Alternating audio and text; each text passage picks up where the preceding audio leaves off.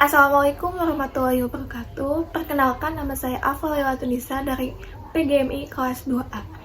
Baik, di sini saya akan membahas tentang perkembangan Islam pada masa Bani Umayyah. Bani Umayyah adalah salah satu klan besar dari suku Quraisy dan pernah memegang kekuasaan atas wilayah-wilayah Islam. Mereka pernah berkuasa pada dua wilayah dengan periode yang berbeda. Pertama, mereka berkuasa selama 90 tahun di wilayah Islam peninggalan Al-Khulafa Ar-Rasyidin. Mereka yang berkuasa melanjutkan kekuasaan Khulafa Ar-Rasyidin itu disebut sebagai Daulah Bani Umayyah Timur. Kemudian, pada masa akhir dari pemerintahan Daulah Bani Umayyah Timur, terjadi kudeta, dan keluarga yang tersisa lari ke Andalusia atau Spanyol, dan mengembangkan kekuasaan Islam di Eropa Selatan selama 275 tahun. Daulah yang berkuasa di Andalusia ini disebut Daulah Umayyah Barat. Dinasti Bani Umayyah dimulai dengan kekhalifahan Muawiyah pada tahun 41 Hijriah atau 661 Masehi dan berakhir dengan kekalahan Marwan bin Muhammad pada tahun 132 Hijriah atau 750 Masehi. Total penguasa Bani Umayyah Timur adalah 14 orang. Bani Umayyah menerapkan politik ekspansi yang sangat masif dengan melakukan peperangan di wilayah perbatasan timur dan perbatasan Romawi. Bani Umayyah terus memperluas dan memperlebar pemerintahan Islam. Selanjutnya, ada 5 imam Syiah yang hidup di masa Khalifah Bani Umayyah, yaitu Imam Hasan, Imam Husain, Imam Sajjad, Imam Bakir, dan Imam Sadiq. Dan setelah peristiwa Asyura, para imam Syiah mengambil politik diam dan takiyah dalam menghadapi Bani Umayyah.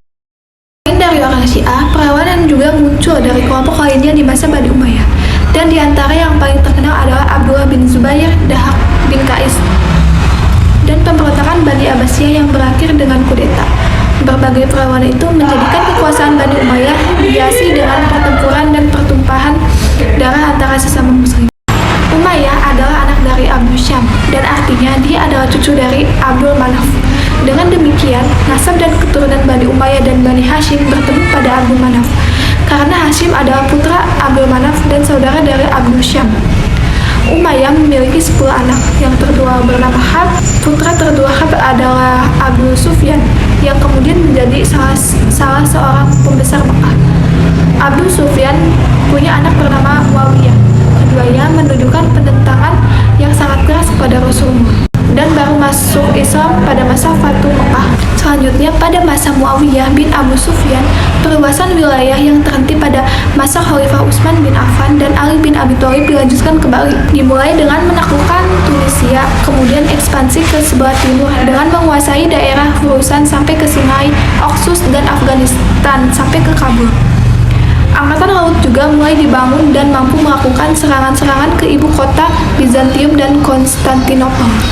Di akhir masa kekuasaan dinasti Bani Umayyah, wilayah kekuasaan Islam meliputi Spanyol, Afrika Utara, Syria, Palestina, Jazirah Arab, Irak, sebagian Asia Kecil, Persia, Afghanistan, daerah yang sekarang disebut Pakistan, Turkmenistan, Uzbekistan, dan Kirgistan di Asia Tengah.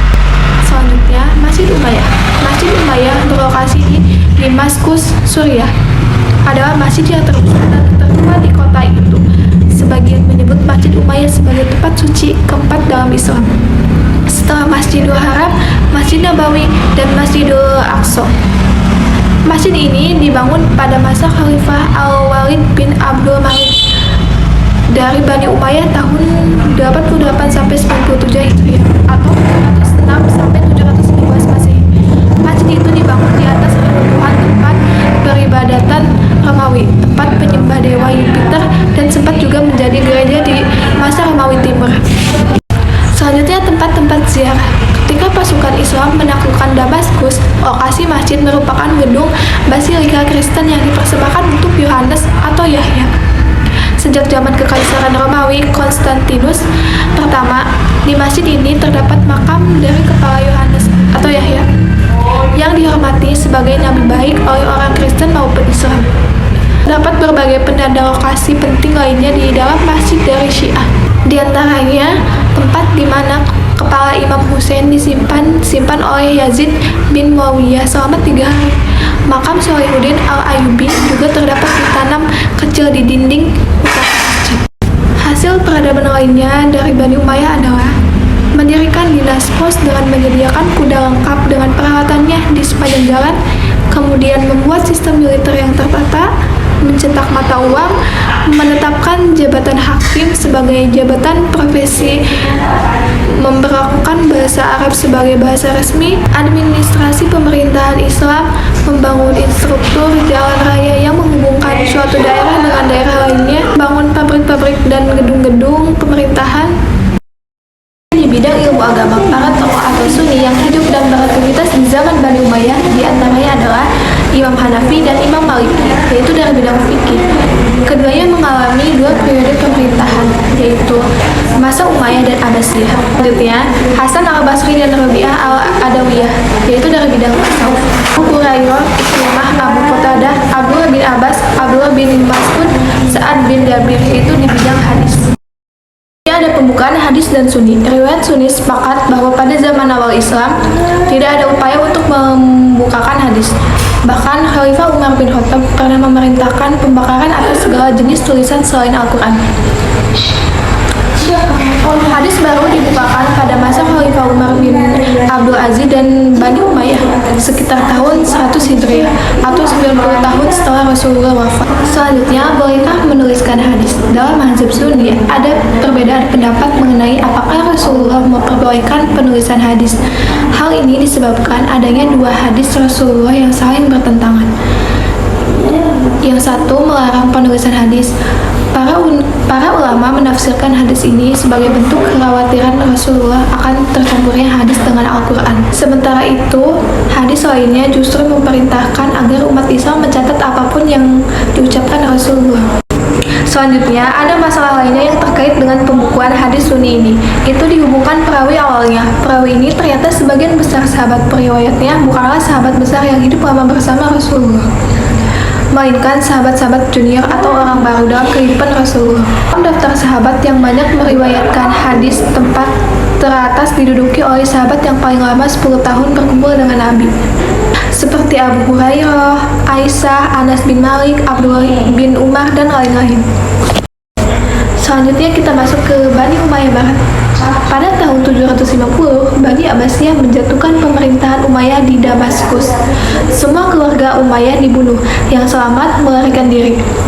Tahun 756, salah seorang keluarga Bani Umayyah bernama Abdurrahman yang berhasil melarikan diri masuk ke Andalusia. Ia melengsarkan Yusuf al-Fihri yang sebelumnya menjabat Amir atau gubernur di Cordoba dan berbayat kepada Abbasiyah.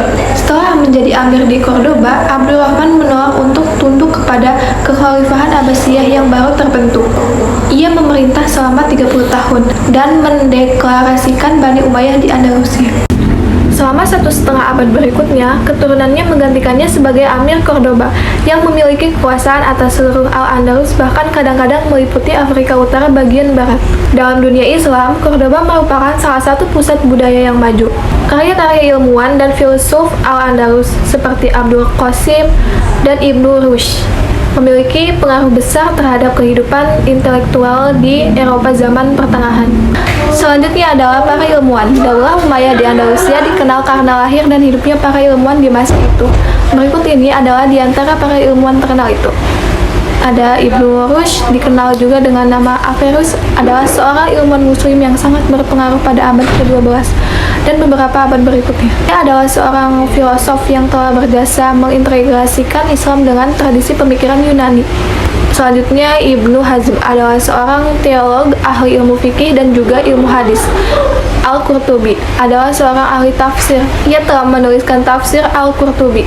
Selanjutnya ada Az-Zahrawi, seorang dokter ahli bedah. Ia memperkenalkan teknik kejurawatan dan menciptakan alat pembedahan.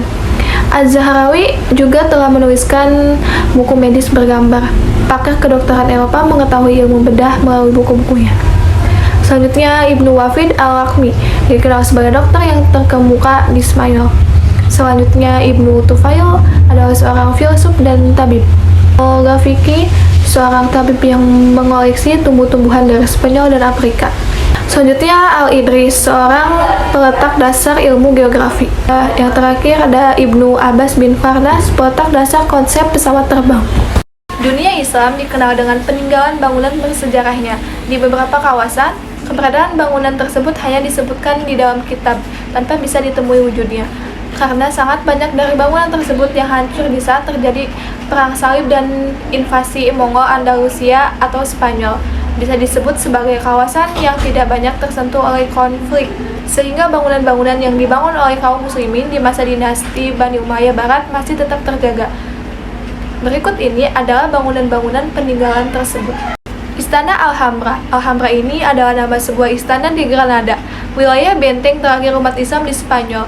Diambil dari bahasa Arab, Alhambra memiliki arti merah. Istana yang dilengkapi dengan taman bunga ini hadir dengan desain interior lantai dan dinding berwarna merah. Dinding luar dalam istana banyak dihiasi kaligrafi dan ukiran khas.